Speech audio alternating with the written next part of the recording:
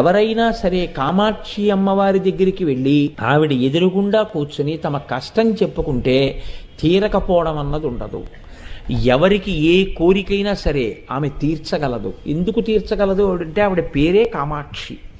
అక్షి అంటే కన్ను, క అంటే బ్రహ్మశక్తి, మ అంటే విష్ణుశక్తి. బ్రహ్మశక్తి సరస్వతి, విష్ణుశక్తి లక్ష్మి. ఆవిడ పాదముల మీదకి వెళ్ళి పడిన వాడికి ఐశ్వర్యం కావాలంటే ఐశ్వర్యం వస్తుంది, సరస్వతీ కటాక్షం కావాలంటే సరస్వతీ కటాక్షం వస్తుంది. విజయాలు కావాలని అమ్మవారిని ఆరాధన చేసి కాంచి క్షేత్ర వైశిష్ట్యం చేత కామాక్షి అమ్మవారి అనుగ్రహం చేత విజయం పొందినటువంటి రాజులు ఎందరో ఉన్నారు. అమ్మవారి అనుగ్రహంతో సంతానం పొంది అమ్మవారి అనుగ్రహంతో అపారమైనటువంటి సరస్వతీ కటాక్షాన్ని పొందినటువంటి మహాకవులు ఉన్నారు.